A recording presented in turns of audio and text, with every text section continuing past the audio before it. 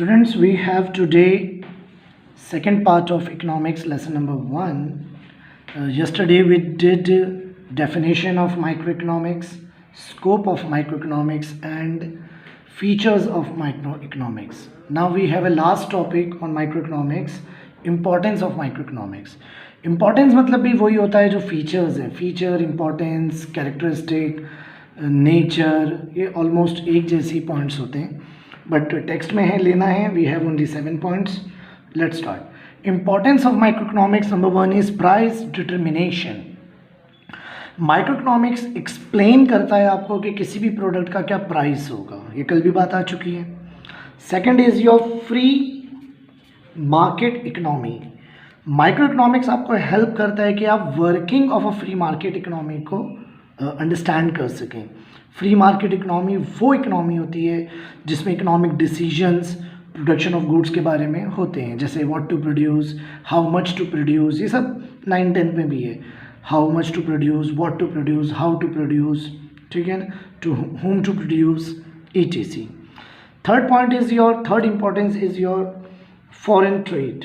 ठीक है, micro economics helps in explaining the various aspects of foreign trade like effect of tariff on a particular commodity. मतलब taxes क्या होंगे किसी commodity के लिए, डिटर्मिनेशन ऑफ करेंसी एक्सचेंज क्या होगा, बिकॉज आप ग्लोबली काम कर रहे हैं तो उसमें करेंसी का भी फैक्टर होता है between the two countries.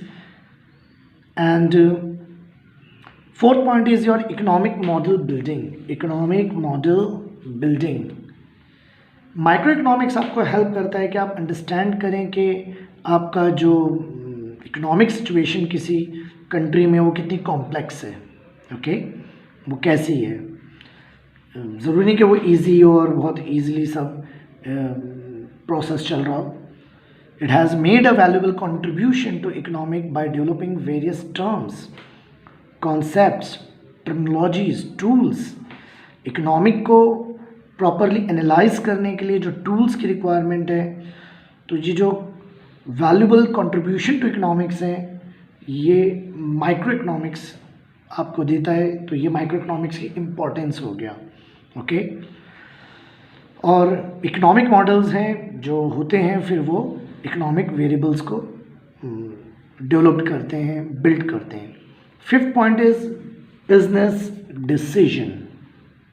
Micro economics theory जो है ये हेल्पफुल है बिजनेसमैन्स के लिए, खास तौर पे जब क्रूशियल बिजनेस डिसीजन लेने हो. क्रूशियल मतलब होता है वाइटल, यानी कोई इम्पॉर्टेंट डिसीजन अगर उन्हें लेना है तो ऐसे बिजनेस इम्पॉर्टेंट डिसीजन लेने में ऐसे नहीं होता है डायरेक्ट डिसीजन कि कोई डिसीजन ले लिया और हाँ ये हो गया ना. माइक्रो इकोनॉमिक्स की इम्पोर्टेंस है कि बिजनेस डिसीजन लेने में वो उसका एक वाइटल इम्पोर्टेंस है, उसकी एक रोल है. ओके, जैसे कि प्राइस ऑफ गुड्स को डिटरमाइन करना है या कॉस्ट ऑफ प्रोडक्शन है, etc. Now we have 6 point useful to government. Government के लिए क्या यूजफुल है, तो micro economics useful to the government in framing economic policies. Government कोई पॉलिसी बनाती है तो कहाँ से बनाएगी, कहीं से खुद से अपने माइंड में तो ना उसे कोई पॉलिसी आ जाएगी. चाहे कोई भी पॉलिसी हो, टैक्सेशन पॉलिसी है, ओके, चाहे आपका कोई पब्लिक एक्सपेंडिचर है, प्राइस पॉलिसी है, etc. स्टूडेंट्स, मैं टेक्स्ट के ही वर्ड्स को आपको इजी वे में एक्सप्लेन कर रहा हूँ, टेक्स्ट की ही चीज़ों को, क्योंकि यही टेक्स्ट बुक ही बेस्ट नोट्स हैं, इसी से लर्न करना है, इसी से बोर्ड में लिखना है. बट आप फिलहाल टेक्स्ट के टूवर्ड्स आएँ, इसलिए टेक्स्ट की ही हेडिंग्स में लेके उसी को एक्सप्लेन कर रहा हूँ. Just do it. Okay, rest आगे होता रहेगा, don't worry. Now the next point is basis of welfare economy. Welfare economy, how best result can be obtained through the optimum utilisation resources. Optimum utilisation resources, ये ECOSP में बहुत ये word भी आता रहता है बार बार. इसका मतलब है कि आप अपने रिसोर्सेज को बेस्ट पॉसिबल वे में यूज़ करें ताकि उससे वेलफेयर हो, इकोनॉमी आपके सोशल वेलफेयर हो. कल भी वेलफेयर वर्ड आया था, भला हो, भलाई हो. Okay, now we have macro economics. जैसे हमने माइक्रो पढ़ा, डेफिनेशन, स्कोप, फीचर, इंपॉर्टेंस।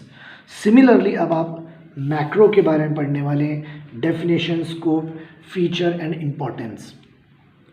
अब आज हम डेफिनेशन स्कोप ले लेंगे। अगर वीडियो ज़्यादा बड़ी नहीं करनी है तो कल थर्ड पार्ट में हम इसे एंड कर देंगे, अदरवाइज हम इसे आज भी एंड कर सकते हैं कंप्लीट।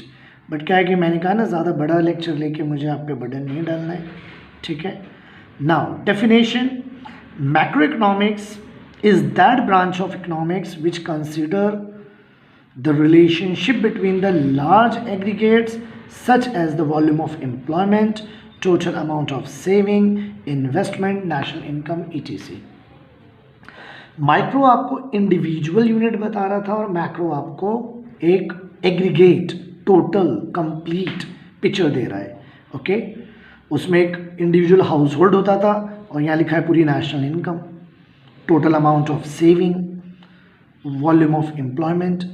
तो माइक्रो माइक्रोस्कोपिक स्टडी है, मैक्रो थोड़ा लार्ज पर्सपेक्टिव और कॉन्सेप्ट है। Now we have a topic after definition, scope. Scope क्या है, मतलब कोई चीज़ आप पढ़ रहे हैं तो उसका एक स्कोप होता है ना, कि क्यों कर रहे हैं आप ये।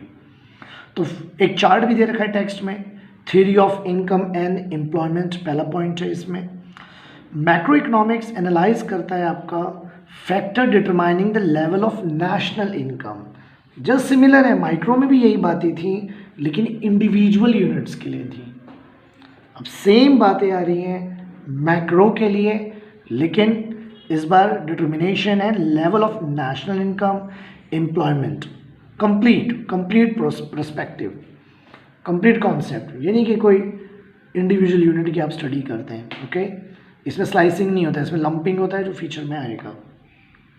Next is your theory of journal price level and inflation. Macro economics analyse show how the journal price level is determined. Journal price individual नहीं, जनरल, सबके लिए, complete, aggregate. The study of journal price level is significant on account of the problems, जैसे inflation है, deflation है। तो inflation problem एक के लिए नहीं होती है, मतलब इंडिया में इन्फ्लेशन एक फैमिली के लिए नहीं आता है, या कहीं पर भी वर्ल्ड में इन्फ्लेशन एक कंट्री के लिए होती है, सबकी प्रॉब्लम होती है। तो चूंकि ये एक एग्रीगेट प्रॉब्लम है, दैट्स वाई ये अंडर मैक्रो इकोनॉमिक्स है, मैक्रो, ठीक है। Third point is your theory of growth and development. Macroeconomics consist of the theory of economic growth and development. ये एक्सप्लेन करता है आपको कि causes of under development and poverty. मतलब पॉवर्टी है ये तो आप जानते हैं, बट वो पॉवर्टी क्यों है, फिर वही बात माइक्रो से नहीं होगा, ओके, मैक्रो से होगा। आप मैक्रो से समझेंगे ना पॉवर्टी के कॉन्सेप्ट को, माइक्रो कॉन्सेप्ट नहीं है पॉवर्टी, माइक्रो कॉन्सेप्ट नहीं है, वो मैक्रो कॉन्सेप्ट है। फिर ये आपको सजेस्ट करता है strategies for accelerating the growth and development. Growth and development को किस तरह एक्सेलरेट करना है, एक्सेलरेट भी कहते हैं, एक्सेलरेट भी कहते हैं। Fourth and the last point is macro theory of distribution. मतलब macro theory of distribution deals with the relative shares of rent, wages, interest paid and profit in the total national income। फिर वही बात आ रही है कि जो चीज़ आप micro में पढ़ चुके हैं वही सेम चीज़ मैक्रो में है, बट सिर्फ एक ही डिफरेंस है कि micro concept small individual unit है और मैक्रो कॉन्सेप्ट एक aggregate total national income, poverty, total country की एम्प्लॉयमेंट, अनएम्प्लॉयमेंट, इसकी स्टडी इसमें होती है क्योंकि ये एक एग्रीगेट है, micro macro. Okay, distinguish between micro and macro very very important है, डिस्टिंग्विश बिटवीन। बट मैं अभी आपको अनलॉक करके थोड़ा सा टेक्स्ट की तरफ लाना चाहता हूँ कि आप एटलीस्ट स्टडी स्टार्ट करें, सब चीज़ें आगे हैं। Okay, don't worry. So second part में स्टूडेंट्स हम इतना ही रखेंगे क्योंकि नेक्स्ट इम्पॉर्टेंस और जो फीचर है वो अप्रॉक्सीमेटली वो 15 हेडिंग्स हैं। तो 15 हेडिंग्स फटाफट नहीं, ऐसे आराम से थर्ड पार्ट में इस लेसन को एंड करेंगे। तो आज हमने पढ़ा इम्पॉर्टेंस ऑफ माइक्रो इकोनॉमिक्स जिसमें 7 हेडिंग्स थी, और फिर हमने मैक्रो को स्टार्ट करके डेफिनेशन और स्कोप पढ़ लिया है, और कल हम इसके थर्ड पार्ट में importance and features of macro करके 15 हेडिंग्स हैं, इसको एंड करेंगे। ओके, डू इट, आराम से रीड करें, व्हाट्सएप से आप मुझसे उसके डाउट्स क्लियर करें और स्टार्ट करें, स्टार्ट। ठीक है, थैंक यू।